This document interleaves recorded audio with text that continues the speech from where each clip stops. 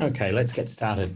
Good morning, good afternoon, or good evening, depending on where you are, ladies and gentlemen, and welcome to the Australian Business Software Industry Association webinar on the security standards for add-on marketplaces. This webinar is for ABSIA members, so digital service providers and software developers building software for the Australian market, but also for the advisors that support add-on development and generally interested parties about what's going on in the software community here in Australia. Before we get started, we do have quite a few people on the webinar today. There's just some basic housekeeping. We're delivering this webinar using Zoom, and this webinar is being recorded. We'll probably cut pieces of this webinar together into a short video that will be shared to all participants after the session and shared on the ABSIA website. Now, we do have a quick in-flight safety briefing for everybody whilst you're on this call. This is best experienced using a desktop computer or iPad where you can see the screen. There's lots of information on the slides. For best possible audio, you have two options. You can dial in using the telephone service or using computer audio on your preferred device. If you do have any questions throughout the course of the webinar, please use the chat function. We have some dedicated time with some dedicated panelists at the end of the session. We'll be together for about an hour, I promise. There is a lot of information to cover off, but don't worry, a lot of it's already covered on the ABSIA website. For those of you who don't recognise my voice, my name is Matthew Prowse. I'm an elected director of the Australian Business Software Industry Association. I'm also the head of industry at Xero in Australia. And I've been part of ABSIA for the last couple of years, and for the last 12 months, we've been working very closely as an organisation with the ATO on securing the broader ecosystem. So that's the third-party developers that are surrounding the ATO environment, and of course their users and customers. So this presentation is the culmination of some months' work for the broader software community. Before we get started, we would like to pay our respects and acknowledge the traditional owners of the land in which we all meet and where we're all sitting, and pay our respects to their elders past, present, and emerging. In today's webinar, we're going to get an introduction and some context from Terry Seaver from the Australian Tax Office that sort of sets the scene for the why we're talking about security specifications for add-ons and add-on marketplaces, who they apply to and how they fit, where this came about.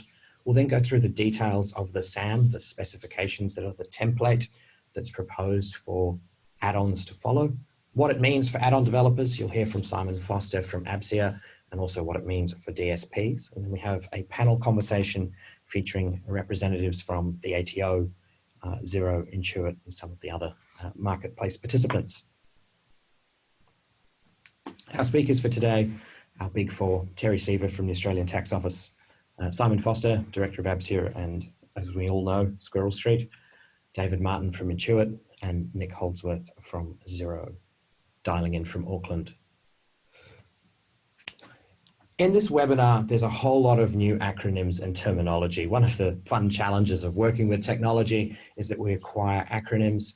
I know there's a lot of participants here who are software developers, but not DSPs, or haven't had any interactions with the ATO, so they haven't heard that term DSP. We're inadvertently going to hear things like DPO or API or the SAM. So we just thought we'd start with just this really quick set of terminology and acronyms that are likely to be used throughout the session. The first one is digital service provider, or DSP. This is direct or indirect software that connects to the ATO or government systems here in Australia via API. The next big one to point out is DPO. That's the Digital Partnership Office. That's part of the Tax Office that works really, really closely with ABSIA, with software developers, and with DSPs around matters like security, but also the specifications and the technology that we use to connect our software ultimately through to the Australian government. The SAM, or SSAM, is the security standard for add-on marketplaces. This is the best practice set of security requirements that ABSIA, the software community, and the ATO have been co-designing, and it is intended to apply to add-ons, so third-party cloud-based applications that are not tax, accounting, or payroll, that integrate and connect to a DSP via API. And they're usually part of an ecosystem, which is the collection of third-party applications that consume those DSP APIs and are listed typically in app stores or marketplaces that are hosted by a DSP like Sage or MYOB or Intuit or Xero. if that makes sense. So what is ABSIA? ABSIA is the industry association for the software industry here in Australia. We represent software developers and DSPs in a range of different ways. We represent and advocate for the interests of the software community from a policy level, but also we work very closely with the Australian government and particularly the Australian Tax Office on a range of technical working groups and projects that are there to deliver this digital transformation of Australia. We do have members in multiple countries. ABSIA is continuing to be expanding internationally. We're heavily involved in things like PEPOL, which is the European e-invoicing international standards, in Singapore through IMDA, and increasingly in New Zealand on the back of the rollout of Trans-Tasman e-invoicing as well. I'm going to stop talking for a time being. Terry, can you hear me?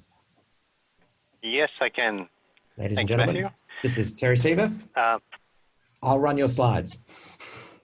Perfect. That's what I was just going to ask for. So if we just jump to the next one, Matthew. So the SSAM originated as an action item from the ATO Strategic Working Group in late 2018, and industry had asked the ATO to explore the interest in and development of commonly accepted security standards, really with the purpose of enabling portability and having some common standards within add-on marketplaces. The scope was, of course, limited to the types of DSP products that we typically work with in the tax, payroll, accounting, and superannuation space. So I might just jump on to the next slide, Matthew. So we wanted to, I guess, put a distinction between what a DSP is as opposed to an add-on provider. So a digital service provider in the context of the ATO, and therefore having an obligation to meet the ATO's operational framework, is a software product that provides accounting and tax services, for instance, activity statement or income tax return. They might provide payroll, such as STP reporting using the pay event service, or superannuation, so services like fund validation or SuperTick. And those services can either be directly connected to the ATO or indirectly via a sending service provider or a superannuation gateway. So the software product could be desktop or cloud, typically contains personal financial TFN data within the software. And like I said, those software is regulated under the operational framework, if you like, and defined as a digital service provider's product, as opposed to an add-on product, which is where SAM applies or could apply, and that's any other software that provides any other business purpose, does not provide accounting, tax, payroll, superannuation services that we've described. There's no direct or indirect connection to the ATO, cloud only, consumes an API endpoint provided by DSPs, and it typically may contain personal or financial information, but does not normally store TFN, and as such, it's not directly regulated by the ATO. I guess the key point of difference here really comes down to whether or not the software product provides those types of services: accounting, tax, payroll, or superannuation. That's the key point of difference. All right. So when we developed the SAM, we started by looking at the existing security controls and frameworks that are provided by the ATO through the operational framework, and also some others as well. And I guess one of the things that we've identified in between the operational framework compared to some other industry security standards, there was a number of similarities, a number of overlaps between both standards. So encryption requirements, strong authentication controls, and controls around indirect access to data were common between the operational framework and others. I guess some of the key differences between the operational framework and other standards, where the operational framework doesn't include explicit technical requirements for things like server configuration. And the operational framework also includes ATO-specific requirements, things like requirement for a product ID in a message header, which obviously wouldn't be relevant. Working closely with the focus group, we went through the gap analysis and we pulled out a couple of other security controls that were in the operational framework but not in industry ones. So things like audit logging, having data hosting requirements, maybe not to the same level as the operational framework, but at least having something in there, and also encryption at rest. So I guess we wanted to compare and then sort of bring together the best of both worlds in developing the SAM standard. All right, Matt, I might get you to jump to the next slide if that's okay. So the ATO will continue to work closely with ABSIA to support the broader security measures. Obviously, we don't have control over the standards and the standards that DSPs of the ecosystems implement, but we're very supportive of them and recognise that SAM is a best practice approach. So we'll continue to work closely with ABSIA to support them. We're making a number of changes with the operational framework, in particular around the security questionnaire. So we'll be asking some high-level information on whether DSPs have an ecosystem and provide, I guess, some high-level information about it. So you'll see later in the slides that Simon will be talking to. We just want to understand if there are third-party providers and to provide a list of third-party providers that connect to more than 1,000 small business connections. And like we've always said, with the operational framework, it'll continue to evolve. For the first year, we'll be asking some information about high-level information about the ecosystems, and in the year 2, we'll be asking more information about the kind of security, the kind of reviews that are in place for those third-party providers. So on the next slide, you'll see that I've provided some links to the Securing the Broader Ecosystem Focus Group, which, if you are interested, you can go through and take a look at all of the outcomes and the process that we took to develop SAM, and we've also provided a link to the ABSIA website. Thank you, Terry. All right. Thank you for setting the scene. Simon Foster, can you hear me? I can indeed. Can everyone hear me? Yes, we can. So I'd like to introduce Simon Foster from Squirrel Street and from ABSIA to actually talk through the specifics of the SAM and how it applies to third-party add-ons. Okay, so I'll probably start by introducing myself. For those of you that don't know me, as Matthew has mentioned, I'm now Vice President of ABSIA. I've been on the board for 4 years and also run Squirrel Street. We've been in the various add-on places for coming up to 10 years now and integrate with pretty much everyone in this space. And so I have some experience in the differences between those APIs and the security requirements that are placed upon us by the DSPs. And one of the things that SAM is designed to do is try and get some consistency so that you're not having to, as an add-on, do 5, 6 plus different security surveys, which can be time-consuming and quite frustrating. So let's talk about what this does. So on add-on developers, it's about implementing best practice. We have worked very closely with Intuit here, who have had something in place for a number of years. And for those of you that have been through that, you'll recognise some of the parts of the standard. It enables add-on developers to self-assess against these requirements. That doesn't mean your DSP, the API contributor, may require you to do some of this. They may actually test it. But those details must, at a minimum, be self-assessed or certified once a year. For the DSPs with Marketplace, this provides an ability to certify those add-ons as required or self-assessed against evidence, and I expect it'll be a mixture of the two, and also to inform the DPO of widely used add-ons so that the DPO, and ATO rather, can manage that risk where you might have someone that has 600, 700 connections across 4 or 5 and obviously is at a higher risk.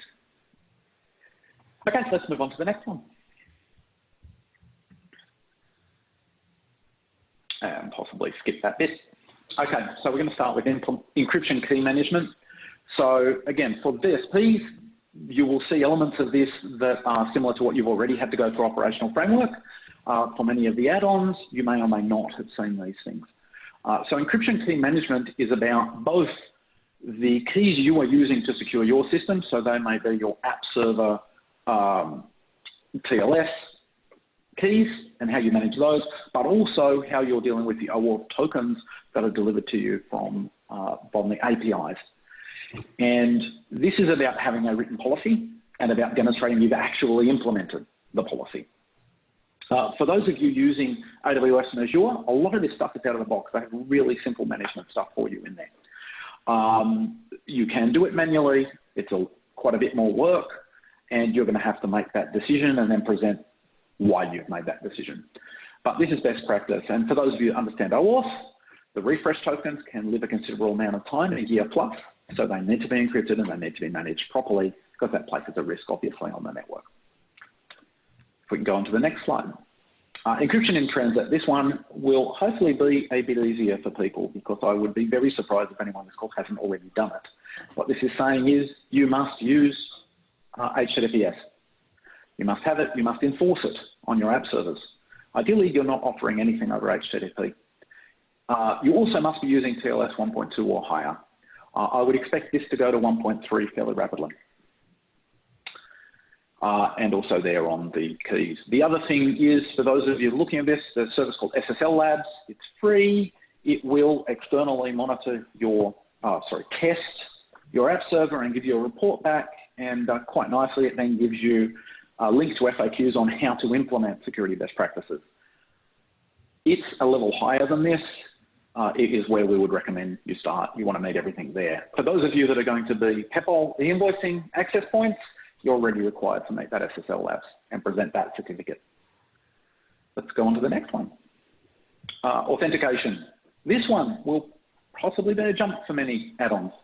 You're now going to be required to do two-step authentication. It's been best practice for some time. There are lots and lots of good reasons for doing this, which I won't go into now. You're now going to have to do it. Moreover, it's going to require strong passwords. What you'll notice isn't here, which again is best practice, is rotation of passwords.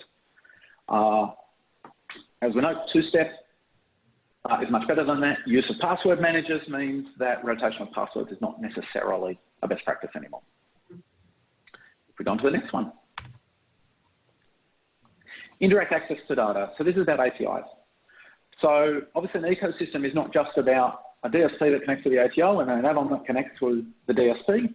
It's multi-layered, and many of the add-ons have APIs of their own.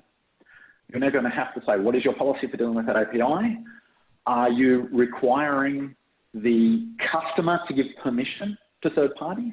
Are there any situations where third parties have access and that access is not done without explicit permission? And there are valid reasons for doing that. You might be using something like Mixpanel. This is about doing an audit on your systems, being able to justify what you've done. And this is a little bit more than most have done in the past. And there are very, very good reasons for it. Because you're dealing with tax data, it flows into the ATO, and we're trying to take what is a modern, complex API-based ecosystem and manage the risk in that. Okay. App server configuration. SSL Labs and the HTTPS will actually help with some of this. It doesn't cover it entirely. So this is about making sure that whatever your app server is, be that Tomcat, Apache, Nginx, other various app servers, that you're following best practice. Those exist. There's some recommendations there. You will find that your DSP may already place requirements on you. I have heard within the ecosystem that when you're being audited, you're going to have to say what technology you're using. And if you're using some technologies, for example, PHP, this may go into more detail wanting to know how you've configured your app server. However, if you're using AWS or Azure, particularly their serverless environments, much of this stuff is configured out of the box and you can't actually switch it off. It's best practice based and it's there. So for example, AWS's API gateway, lots of reasons it may not work in your environment, lots of reasons it may work, but it does all of this out of the box and you can't switch it off. So it's going to make life a little bit easier for some of the stuff. Let's move on. Vulnerability management. So this comes down to how you're coding and coding best practices. Making sure that you're covering OWASP top 10. None of this should be new to people in this room. It's things like protecting against SQL XML injection, making sure that you're sanitizing fields on their way through. And again, OWASP provides those on their website, very easy to run through. These are things you should be doing already. This is about making sure you do actually do them. I won't go through all the detail there. Okay, encryption at rest. So again, if you're using the public cloud providers, infrastructure as a service, most of this you have to make a real effort to turn it off, so it's there by default. You may also find that your DSP requires an extra level here, which is looking at those OAuth tokens and ensuring they're also encrypted at a field level, not just having the disk or database level encryption turned on, which is, in the case of both AWS and Azure and many of the other systems, transparent to you. Lots of good reasons for this. We don't want to see those OAuth tokens get away. We don't want to see taxpayer data getting stolen. Audit logging. Again, this is making sure that when something does go wrong, and it will go wrong, we all know that, and we're seeing the evidence of various attacks that comes out almost daily now. You need to have a log there so you know it's happened and you can react to it and you can fix a breach afterwards. You're going to need to retain them as appropriate. We're making a recommendation here of 12 months, and they must be immutable and secure. You've got to be able to actually get them. Again, without drilling into AWS and Azure, for those of you that are cloud hosted, and many are, this stuff is turned on by default. It's just there, which is very handy. Data hosting. This one's new. For many of you, you will have market considerations that are putting pressure on you to do this already. And this is about give consideration to where you're hosting. And as it says there, that pretty much means you're not going to be hosting in China or North Korea or Iran or Syria. I'm not sure, does Syria have anywhere you can host? And you're going to have to give a valid reason why you have hosted something outside European Union, Australia, New Zealand, Singapore, US, which are the places we know are going to have good sovereignty counterparty risk. Let's move on. Monitoring on breach reporting. So in extension to logging, you've got to be monitoring this stuff well as well and demonstrate that you're doing so. So it's not enough to say, yes, we're doing it. Hey, we switched on CloudWatch. You're actually going to show what do you have processes in place for dealing with problems as they occur, how are you doing that, and if you have a breach, you want to be giving that information to your DSP, multiple DSPs, so they can manage the risk to them of their data getting extracted, and that information then maybe passed back to the ATO as necessary so they can understand something might happen. And we have this in intricate detail on the ABSIO website. As mentioned at the beginning, Intuit has had something that covers a lot of this, not all its entirety, very similar for some time. Their information is public and on the internet. And I would suggest going through and reading it. We're very, very happy to hear from you about this and how you're planning on implementation. It's worth mentioning this is a standard. How you implement it will be up to you, and understanding your risk profile and understanding your systems and what's going on there. So, for example, the difference between an OAuth 1A and an OAuth 2 is significant in how you secure those things. And it will probably mean that as an add-on dealing with multiple DSPs, it will be slightly different between them. Or there might be extra level, but hopefully it means a lot of the work you're doing is repeatable and you're not going to have to do multiple weeks worth of work at a minimum across 4 or 5 plus DSPs or APIs that you're connecting to. We'd very much like to hear your feedback, and we will be updating and monitoring this over time. Thank you very much. Matthew. Thank you very much, Simon. I'm now going to talk through some of the requirements and specifics for DSPs with add-on marketplaces. So not the add-on developers themselves, but the digital service providers that are connected to the ATO and operating an add-on marketplace. So with the introduction of the SAM and the revision of parts of the operational framework questionnaire, we're effectively heading down a path where self-assessment will become the norm for add-ons that are certified by a DSP and integrate with a DSP that ultimately connects through to the ATO. So DSPs, from a best practice perspective, are expected to have a certification standard in place for their third-party apps. It needs to be documented, and it needs to take into account some of the dimensions and factors that are covered off in the SAM. The add-ons should be asked to self-assess against this standard, and they should be asked to do it once a year at least. And the DSPs have an obligation to review the compliance of their add-ons against their particular standards. The hope, as Simon said, is that the self-assessment process should begin to standardize so that the amount of work or effort that a software developer needs to do to integrate with Xero, Intuit, MYOB, and other players should be quite consistent. So we're not having to reinvent the wheel each time. And one of the challenges for DSPs that I put to you is, at what point do you begin to accept each other's security assessments and standards to help support this? All of the DSPs in Australia are administered or regulated in part by the Digital Partnerships Office at the ATO. As part of that, they're sent an annual questionnaire as they recertify under the operational framework. As Terry talked about earlier, there'll be some questions added to the operational framework questionnaire. I've got a sneak peek of them in blurry picture form, thanks to Terry. The first one is DSPs will be asked, do you have an add-on marketplace that allows third parties to consume your APIs? Yes or no? Straightforward question. What we're trying to do is paint a picture of the ecosystem that's integrating and connecting through to the ATO and other government systems.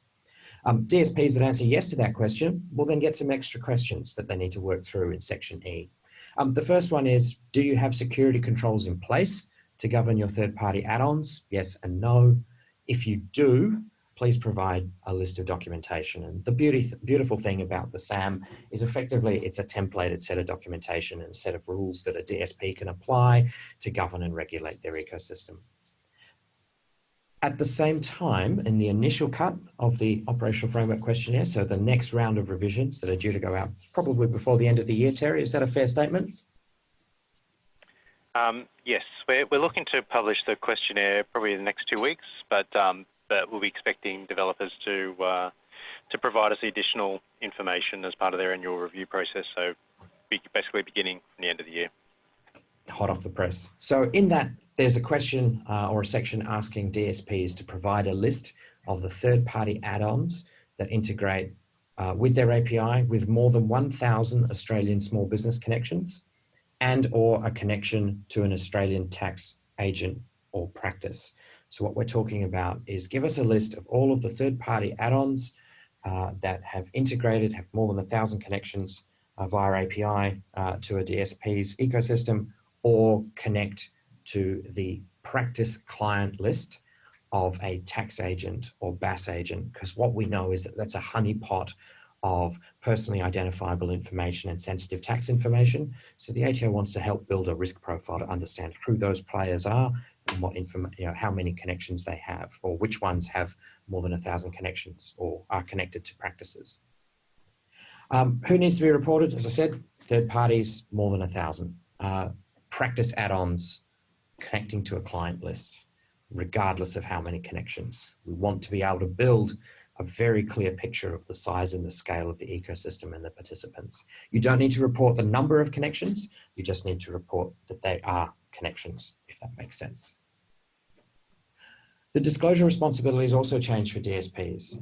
You're going to need to give the DSPs a list, but in future, the DSPs will also ask for the following, will be asked for the following by the DPO.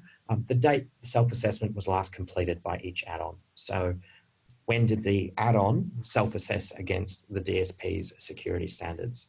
And confirmation from the DSP that they approved that self-assessment. So when did the DSP approve the self-assessment from that add-on? And details of any outstanding matters. This is covering things such as breach reporting. The ATO expects to be informed when DSPs are compromised. DSPs need to be informed if their add-ons are compromised, because one weak link breaks the whole chain for all of us. And we're trying to keep people's data safe here. In terms of breach reporting, DSPs under the operational framework are required to report any data or identity security breach of their own environment to the DPO. If they have an add-on marketplace, they must also report any data or security breach of that third-party add-on that's connected to their ecosystem as well. So if you're a DSP operating a marketplace, you may need to revise and review your terms and conditions for your APIs to meet these requirements, because under the operational framework, you're going to have to tell the ATO. And bear in mind, we also have mandatory breach reporting obligations in Australia in some cases as well. In terms of implementation, we're now facing a situation where the add-on marketplaces will be included as part of the standard annual review process for the operational framework by the DPO.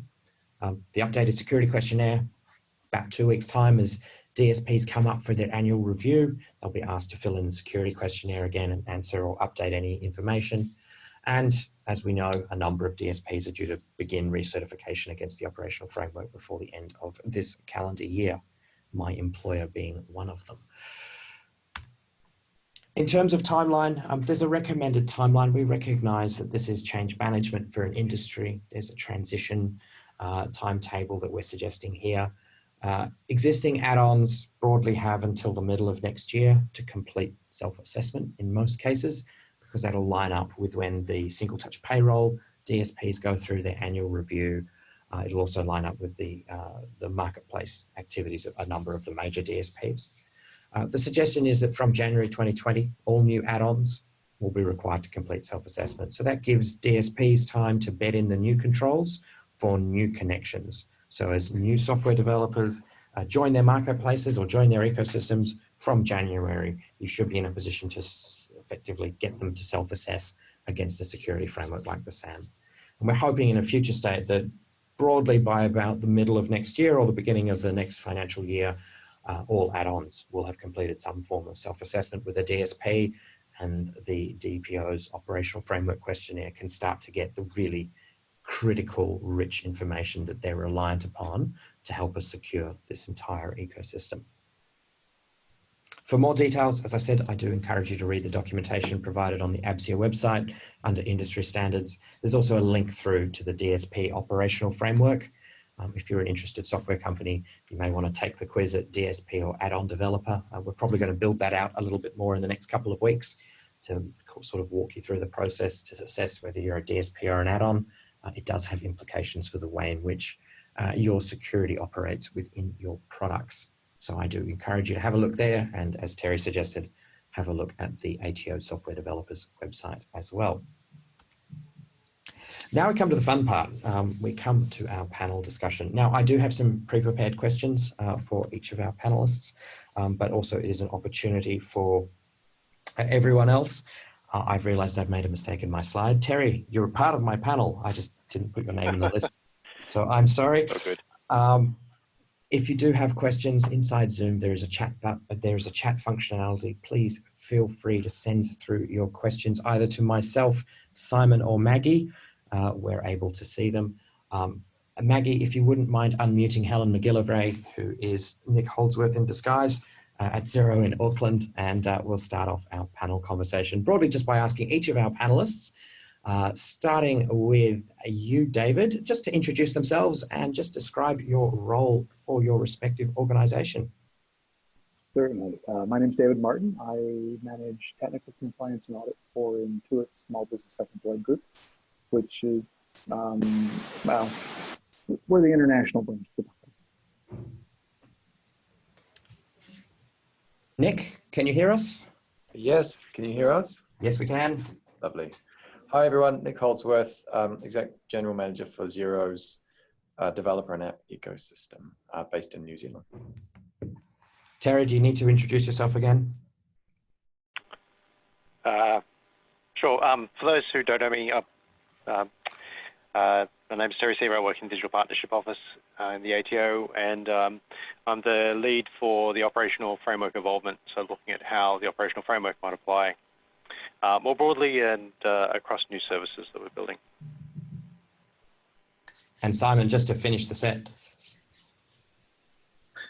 Hello, I don't think I need to introduce myself again, but you're happy to take questions, hear what you have to say.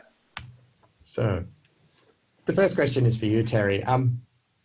Is the ATO planning to regulate all third-party add-ons and API integrations that exist across the DSP landscape, or that DSP +1 landscape? Yeah, sure. So the short answer here is no. so long as the third party it doesn't fall into the definition of a digital service provider in that they provide a software product that provides that accounting, tax, payroll, superannuation functionality. David, I'm going to start with you. One of the questions that, one of the things that sort of new information for a lot of software developers in reading through the SAM we're hearing is things like OWASP Top 10. So where can I start to learn more about OWASP Top 10 as an example, as one of the best practice suggestions that we're pointing out in the SAM? Yeah, absolutely. I've actually put the link to OWASP in the group chat here. OWASP is the Open Web Application Security Project.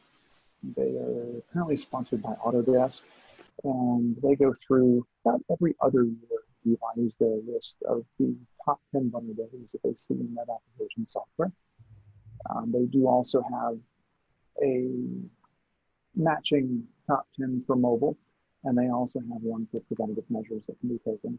But really, anyone who's done their homework on good basic security, what they're talking about is prevent SQL injection, broken authentication, sensitive data exposure, broken access controls, all the things that you read the headlines about a breach that we should have known better and not allowed to happen in our environments.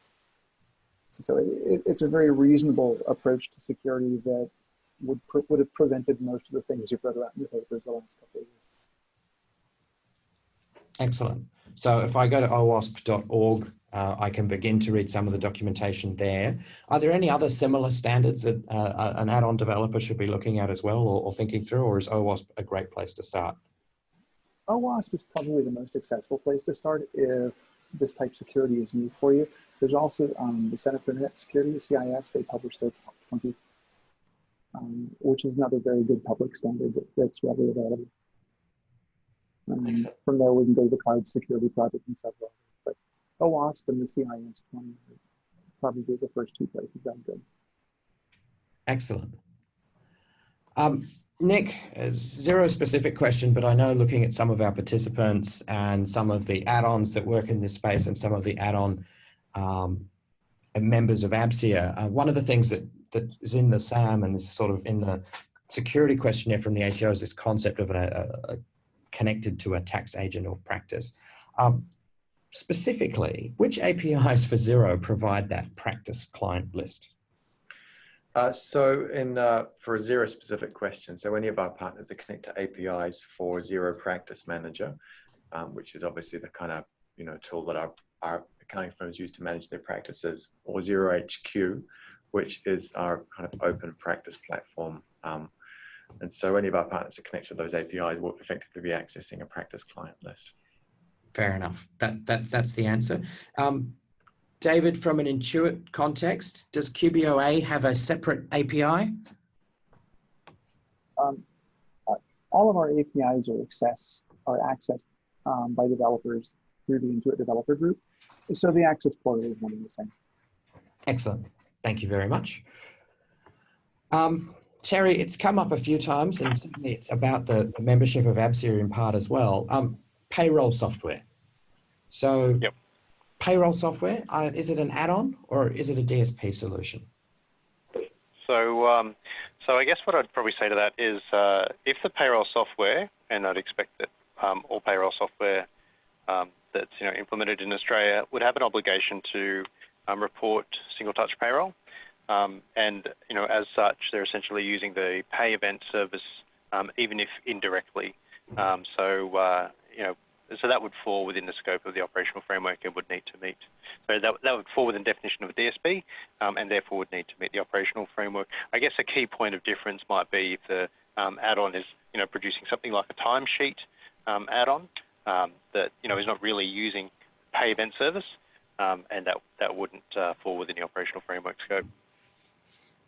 Excellent. That was the answer I was hoping for.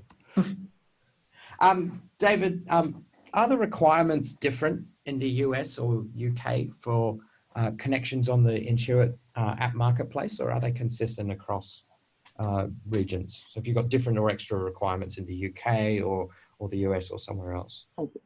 At this time, No, we don't really have much in the way of requirements in the US or the UK around tax and superannuation specific data, which is much what we're talking about here. The United States, we are starting to see some regulations, but at this point they're written at the state level, not the federal level.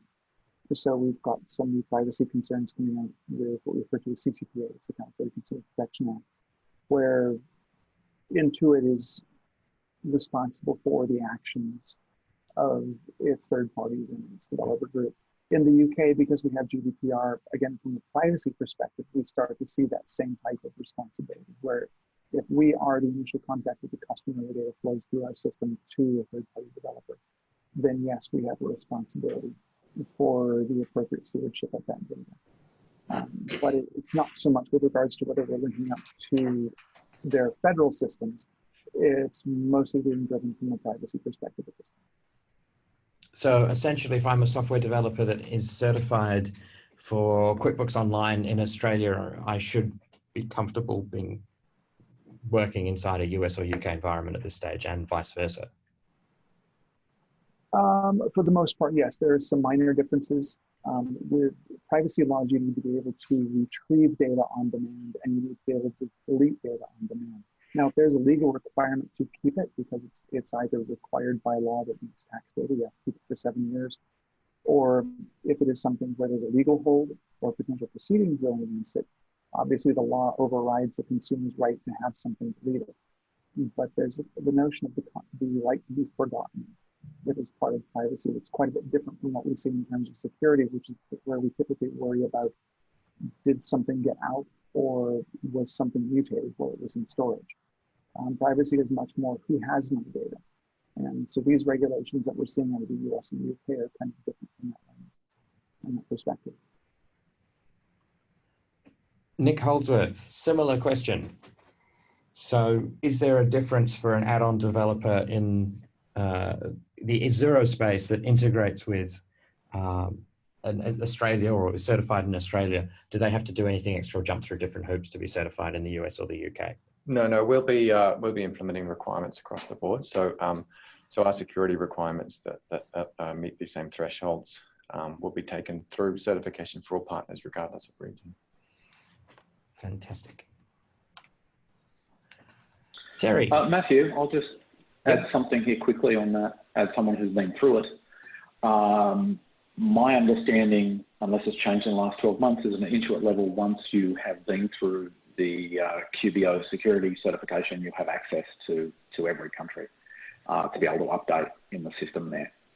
And it's already pretty similar to this, and it seems like it's at a higher level already. So you would have to meet. So for example, we don't operate outside Australia and New Zealand, but we've received the GDPR questionnaire. Makes sense. And as I understand, Xero, as Nick just said, has the exact same one consistent framework globally. Yes. Now, Terry, this leads to an interesting question because, of course, we're talking about certifying cloud-based or predominantly cloud-based applications for a marketplace. What about desktop software? Yep.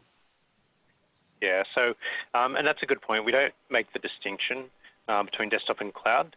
Obviously, we've got the clarification of 1,000 small business connections, so that's probably not going to apply in the desktop environment, but certainly would apply if the software connected to a tax practice. So, from the operational framework perspective, we don't make that distinction, and from the reporting of add-ons, again, we don't make that distinction. So, so whether it's desktop, whether it's cloud, if it meets that criteria, we kind of want to know about it.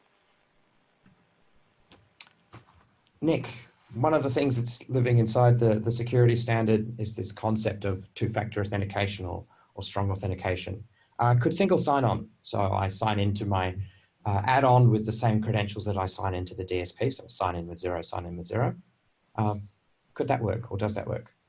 Yeah, yes, exactly. And so, so signing in with Xero credentials means that you're signing with the same capability that Xero has, and as a digital service provider, we meet obviously the high criteria, and therefore, if we provide that to you as an app partner, then you would have the, you would be enabled for two-factor authentication, and in Australia, that's mandatory. And so that's one option that we will definitely be making available to our partners and are already starting to roll out, as other DSPs are doing too.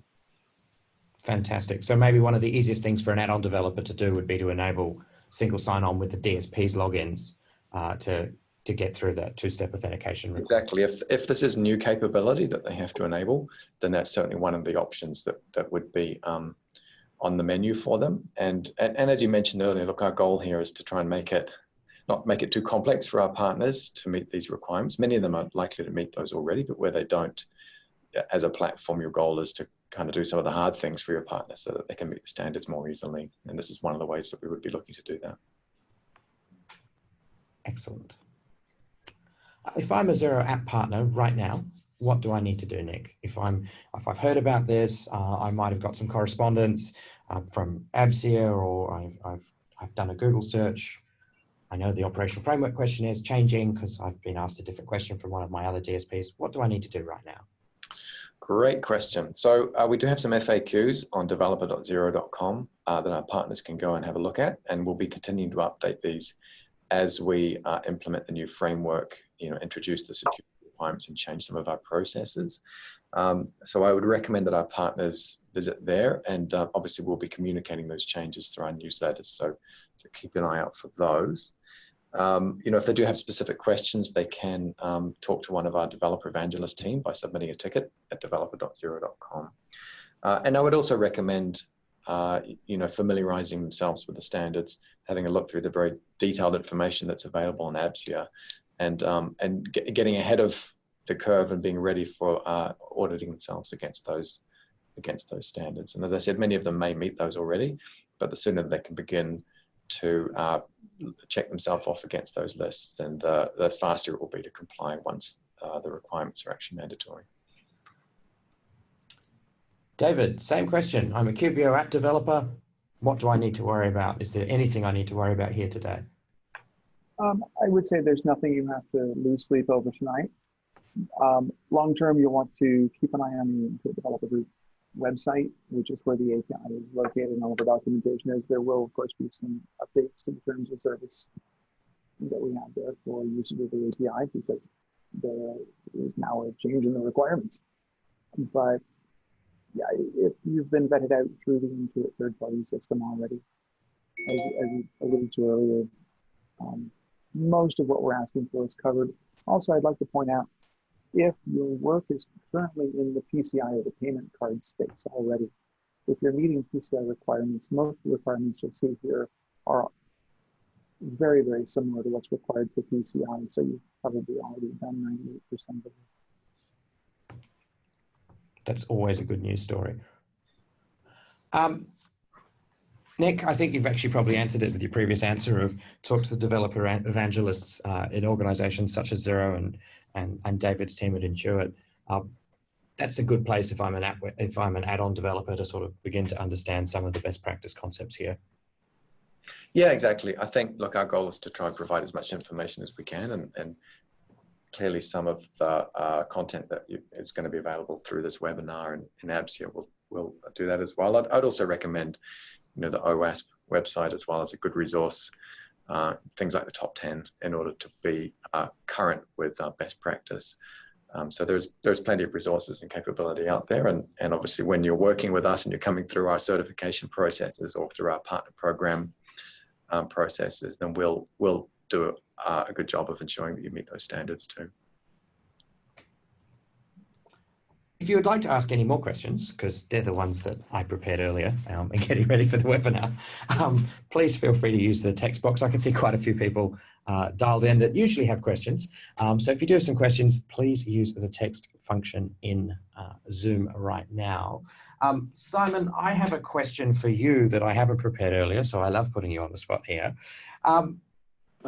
This standard sort of has 2 speeds and 2 steps. What's the best way for an add-on developer to sort of participate in its evolution? So it's obviously much like the operational framework changes over time, much like security best practice evolves over time. If you're an add-on developer, how would you be part of the conversation? How would you make sure you're part of the conversation?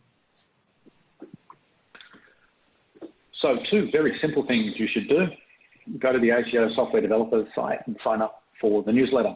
So you're getting information from ATO about when working groups and things are being set up, so you can participate even though you're not a DSP. You can learn about those. And the second, obviously, is sign up for ADSIA's newsletter. Obviously, we'd love for you to become a member as well, but that's another way that you can participate and learn about what's going on. This is something ADSIA does on behalf of industry, both members and non-members. And so please participate. Okay, the next question I've got is broadly for Terry, and I'm sorry, accounting firms' document management systems. So all of the different documents that accountants and bookkeepers collect and store inside their software. Yep. So DSP or add-on? Yeah, look, that's a really interesting question. I know that when we developed the op framework, we did think about document management systems. I guess mostly because of the volume and the sensitivity of the information that would be kept within it. When we developed the op framework, and it still holds today, we ruled them out of scope. And I guess unless that document management system is providing any of those capabilities that we referred to earlier, then it wouldn't be within scope of the operational framework. But it's an interesting point, though, because of the potential honeypot of information. So is that I might just add something there. Sorry, Matthew. Even if you're not covered, there is a lot of best practice in here which you do well to think about and implement anyway. Absolutely. It'll put you in a good position if at some point things expand. And yeah, this gives a really nice, easily digestible way for you to improve the security of your system. And I guess just adding to that, Simon, one of the really great things that's in SAM is things like encryption at rest. So although there's a honeypot of information that potentially is stored within those systems, having SAM in place and things like the encryption at rest applied, will position the security posture quite well. So we 100% recommend it, and consider if you do provide document management capability, consider implementing SAM. So I've got an interesting question here, and I'm not sure the SAM solves it, but we'll find out. One of the frustrations from a number of accountants and bookkeepers is data changing in the add-on that then flows through to the DSP that ultimately flows through to the ATO without really any sort of controls or gates across the API, so information comes in and can't be adjusted once it comes through, particularly things like historical information. As I read it, the SAM doesn't sort of help solve that because it doesn't define how APIs should operate. But from a security and logging perspective, Terry, would you expect to see better audit trails of interactions between add-ons and DSPs with information and showing that to users? Look, I guess with some commonality in audit logging standards, across both the DSP environment and also the add-on environment, I think it definitely improves the picture of what's happened and when, and I guess if there is a breach, to the extent of that breach. So I think you're right. It may not solve it completely, but I think it'll go a long way in trying to understand what's happened, and certainly having some consistency will go a long way. Yep. Matthew, again, if I might just add something on that, it's worth understanding the context of the SAM, which is to protect against security breaches and other incidents and improve overall the security posture. There's a difference here, I think, between an audit trail provided to an end user, be it that accountant, bookkeeper, or the business owner, in order for them to understand what's happened as effectively a feature, and an audit trail which is designed to protect against cybersecurity attack or help identify. So SAM is not necessarily going to provide this information. It would make it easier for an add-on to provide that data, or for the DSP themselves to provide it, but it won't necessarily do it. And I think it's important to understand the purpose of this. Similarly, if you look at the federal data breach notification regulations, same sort of thing. What they do is you report to the Office of the Information Commissioner, but they don't actually have to release it publicly. They just provide summary data. So obviously over time we'll review this, and as you know, we may add and improve them, and I would expect that you could go to an add-on or a DSP and say, hey, now you should be able to add this feature. But it's a different commercial decision, it's a different purpose, and we should really manage expectations there about what this is and isn't going to be able to do. Excellent. I am conscious of time and determined to finish by 11. So I just want to quickly talk through some of the next steps. And to do that, the first thing, we're working quite closely as a community to help keep things consistent. And we have a project inside ABSIA to work closely with Amazon and Microsoft around developing some pre-configured hosting configurations around that is SAM compliant. So if I'm building an add-on to integrate with a DSP, can I get it out of the box, or can I get most of the functionality out of the box? Oh, I'm mindful, sorry, I missed a question, my mistake, reading off a tablet. The other question I've got for our panel, and I think I might ask Terry, but we'll see what everyone else thinks. It's about onboarding apps. So I think that's in the context of software that's built for clients to onboard as customers of a tax agent or BAS agent. So become a client, sign an engagement letter, provide information. Terry, DSP or add-on in that space? Yeah. I would expect, without knowing more details, I'd expect it to be an add-on. Yep, but mindful that I'm providing really sensitive text file number information. That would, I should be following some really rigorous security standards. Is that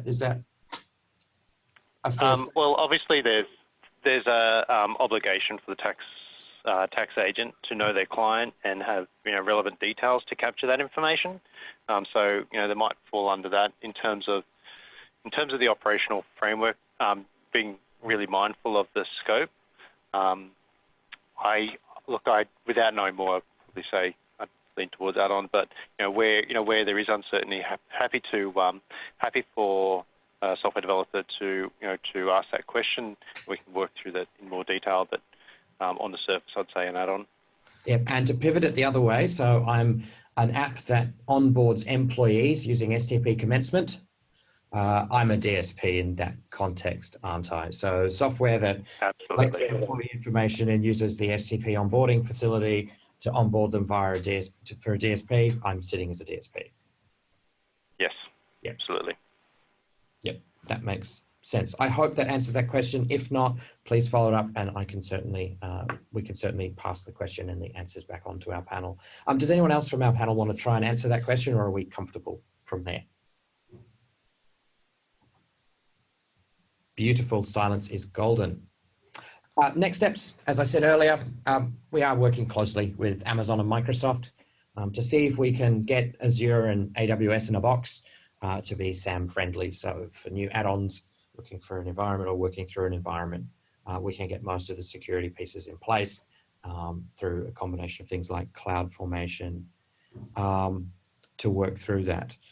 The next one, we are working globally on this. So we think in our review of the market, there are a number of marketplaces that operate, particularly in the DSP space around the world. The SAM appears to be a world first from a global perspective. As we've heard, Xero and Intuit's frameworks will apply globally, so effectively it's being exported anyway. So we are working closely with our partner organisations in New Zealand, Singapore, the UK and other regions, and working closely with DPO to see if we can scale and extend this out so we can secure that broader ecosystem. So as new software companies come on the journey in Australia and New Zealand or come to market here, that we've got a consistent security framework that can be applied elsewhere. The other thing, come and continue the conversation face to face. ABSIA is holding our annual conference in Sydney on the 24th of October. I'm collating or curating 75 minutes of content that's devoted to securing the broader ecosystem and the operational framework. So we have a panel of DSPs, the ATO, industry leaders, talking through security best practice for software developers in this space. We'll be going through the standards. We'll be going through how they potentially interact with things like the e-invoicing frameworks, and where we're sitting with the operational framework 18 months after original implementation. So the details for the conference are there. You'll find more information on the ABSIA website. I just want to say a massive thank you to all of our participants and for everyone who's dialed in for today's webinar. The recording will be made available, but this is a great opportunity for us to provide the software community and our members sort of an overview of the security standards for add-on marketplaces and wrap up some of the work that we've been doing with the ATO on securing the broader ecosystem. I'd like to say a massive thank you to our panelists, so Terry, Simon, Nick, and David. Thank you very much for dialing in, David in particular, because you're dialing in from quite late in the evening, given where you're based. Thank you so much for your participation, and we'll speak to you all soon. If you do have any other questions, info@absia.asn.au, or ask them on the ABSIA forum, or just send us an email. I'll speak to you all soon. Thank you very much, ladies and gentlemen, and bye for now.